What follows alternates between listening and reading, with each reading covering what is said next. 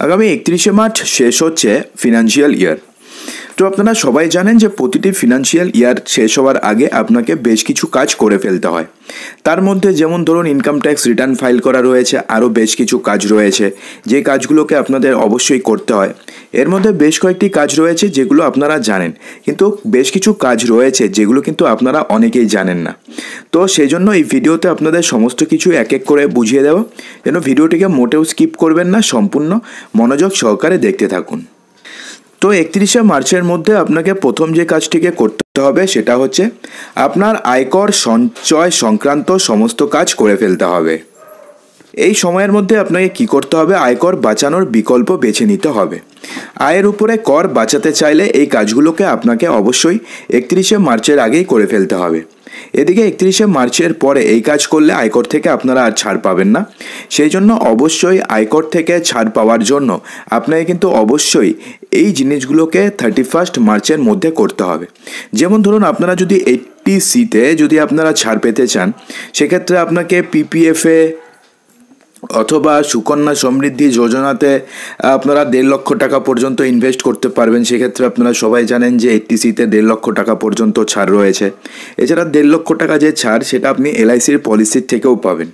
তো সেক্ষেত্রে আপনারা যাই করতে চান, অর্থাৎ আপনারা যদি ছাড় 80C রয়েছে, CCD রয়েছে, আরও অনেক কিছু রয়েছে, তো সেগুলো যদি আপনি ছাড় পেতে চান তাহলে তার যে ইনভেস্টমেন্টগুলো সেটাই কিন্তু অবশ্যই আপনাকে এই ফিনান্সিয়াল ইয়ারেই করতে হবে, অর্থাৎ 31শে মার্চের মধ্যেই করতে হবে।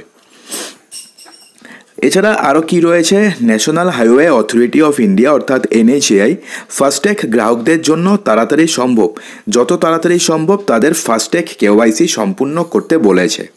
যদি আপনি এখনও পর্যন্ত ফাস্ট্যাগ KYC প্রক্রিয়াটি যদি সম্পূর্ণ করে থাকেন বা না থাকেন, তাহলে সেক্ষেত্রে কিন্তু আপনাকে অবশ্যই 31শে মার্চের মধ্যে এটিকে সম্পূর্ণ করতে হবে। যদি 31শে মার্চ পার হয়ে যায়, সেক্ষেত্রে ফাস্ট্যাগ KYC যদি না করেন তাহলে আপনার ফাস্ট্যাগ পরে ব্ল্যাক লিস্টেড বা কালো তালিকাভুক্ত করা হতে পারে। তো ফাস্ট্যাগ কি আপনারা সবাই জানেন, তার মধ্যে যারা জানেন না তাদের একটা বলে দিই যে ফাস্ট্যাগ হচ্ছে গাড়ির একটি ব্যাংক অ্যাকাউন্ট অথবা প্রিপেড কার্ডের সঙ্গে যুক্ত গাড়ির ওয়াইন্ডস্ক্রিনে ইনস্টল করা ট্যাগ থেকে RFID প্রযুক্তি ব্যবহার করে হাইওয়ে টোল সংগ্রহের জন্য একটি ইলেকট্রনিক পদ্ধতি। আগে যেমন আপনাকে দাঁড়িয়ে টোল দিতে হতো, সেটা এখন দিতে হয় না। জাস্ট শুধুমাত্র গাড়িটাকে একটু স্লো করলে হয়ে আপনার ফাস্ট্যাগের রিচার্জ থাকে, সেখান থেকেই এটা কেটে নেয়, ফাস্ট্যাগ যেটা রয়েছে সেটা কেটে নেয়, টোল কেটে নেয়। তো এরপরে কি কাজ রয়েছে, যে কাজটিকে আপনাকে অবশ্যই 31শে মার্চের মধ্যে করতে হবে, সেটা হচ্ছে যদি আপনি স্টেট ব্যাংক অফ ইন্ডিয়ার গ্রাহক হয়ে থাকেন, সেক্ষেত্রে অমৃত কলস নামে একটি যোজনা রয়েছে স্টেট ব্যাংক অফ ইন্ডিয়া।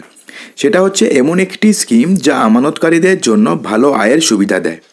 অর্থাৎ আমানতকারী যদি আপনি হয়ে থাকেন, সেক্ষেত্রে আপনি যদি স্টেট ব্যাংক অফ ইন্ডিয়াতে যদি আপনি কোনো কিছু ফিক্সড করতে চান, সেক্ষেত্রে এই স্কিমটি কিন্তু আপনাদের জন্য দারুণ। এই স্কিমে কি রয়েছে, এই স্কিমে যদি আপনি বিনিয়োগ করেন সেক্ষেত্রে আপনি 7.10% সুদ পাবেন, অর্থাৎ 7.10, এবং আপনি যদি প্রবীণ নাগরিক হয়ে থাকেন সেক্ষেত্রে আপনি 0.50 আপনি আরও পাবেন। অর্থাৎ টোটাল কত, 7.10 নর্মাল আর একটা হচ্ছে 0.50, অর্থাৎ টোটাল আপনি পেলেন হচ্ছে 7.60% ইন্টারেস্ট রেট পাবেন। এবং আপনাদের জানিয়ে দিই যে এটার যে লাস্ট ডেট রয়েছে এই স্কিমে ইনভেস্ট করার, সেটা হচ্ছে গিয়ে 31 মার্চ, অর্থাৎ 31শে মার্চের মধ্যে আপনি যদি এই কাজটিকে করে ফেলেন তাহলে পরে আপনি স্টেট ব্যাংক অফ ইন্ডিয়ার এই অমৃত কলস যোজনাতে আপনি এই যে সুবিধাটি রয়েছে সেটা পাবেন। ইতিমধ্যে যে গ্রাহকরা এই স্কিমের সুবিধা পেতে চান তাদেরকে 31শে মার্চের মধ্যে সুবিধাটি নিতে হবে। তো 31শে মার্চের পরে তারা কিন্তু এই স্কিমের সুবিধা নিতে পারবেন না, অর্থাৎ আপনাকে 31শে মার্চের মধ্যে কাজটিকে করতে হবে।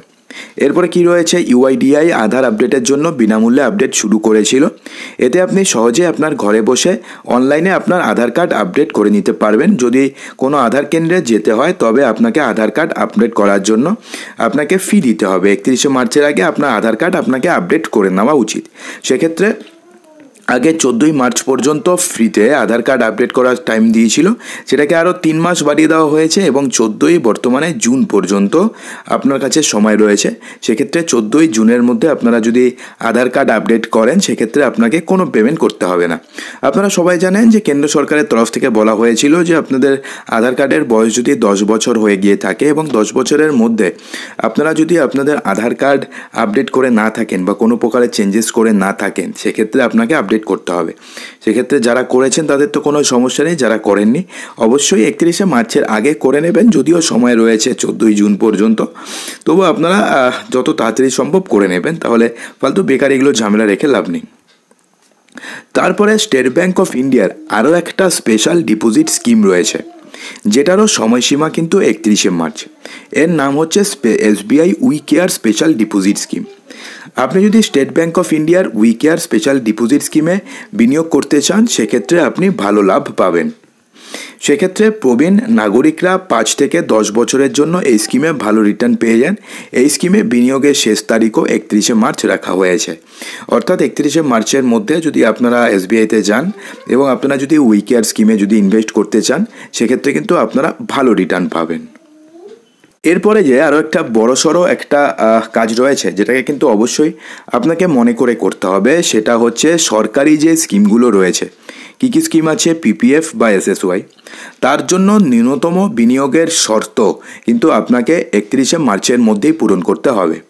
যেমন কি ধরুন আপনি যদি PPF বা SSY এর মতন এই জাতীয় কোনো সরকারি প্রকল্পে বিনিয়োগ করে থাকেন তাহলে আপনাকে প্রতি অর্থ বছরে সেই অ্যাকাউন্ট একটি ন্যূনতম পরিমাণ জমা করতে হয়, এটা আপনারা সবাই জানেন। সেক্ষেত্রে আপনার যদি PPF অ্যাকাউন্ট থাকে সেক্ষেত্রে আপনাকে কম করে 500 টাকা জমা করতে হয় এবং SSY স্কিমে আপনাকে কম করে 250 টাকা জমা করতে হবে পুরো ফিনান্সিয়াল ইয়ারে, এক বছরে 31শে মার্চ, 1 এপ্রিল থেকে 31শে মার্চের মধ্যে। সেক্ষেত্রে আপনারা যদি এখনও পর্যন্ত আপনাদের PPF অ্যাকাউন্টে 500 টাকা এবং SSY অ্যাকাউন্টে যদি 250 টাকা জমা করে না থাকেন সেক্ষেত্রে কিন্তু আপনার অ্যাকাউন্ট ডিফল্ট হিসাবে ঘোষণা করা হতে পারে, যদিও হয় না।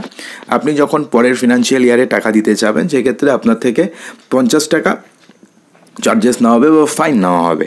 কিন্তু আপনি যদি 31শে মার্চের মধ্যে PPF এর ক্ষেত্রে খুব বেশি একটা টাকা নয়, আপনি নিজেই করেছেন, এমন নয় যে আপনাকে কেউ করিয়েছে, তো আপনি যেহেতু নিজেই করেছেন সেহেতু 500 টাকা আপনি জমা করতেই পারবেন এবং আপনার মেয়ের জন্য তো অ্যাটলিস্ট আপনি প্রতি বছর 250 টাকা তো জমা করতেই পারবেন। সেক্ষেত্রে SSYতে অবশ্যই 250 টাকা অ্যাটলিস্ট জমা করে দেবেন, ঊর্ধ্বসীমা 1.5 লাখ টাকা করে আপনি করতে পারবেন। তো বন্ধুরা আশা করব যে ভিডিওটিতে আপনাদের সমস্ত কিছুই বোঝাতে পেরেছি। যদি ভালো লাগে তো লাইক করবেন, বন্ধুদের মাঝে প্রচুর শেয়ার করবেন এবং চ্যানেলটিকে সাবস্ক্রাইব অবশ্যই করবেন।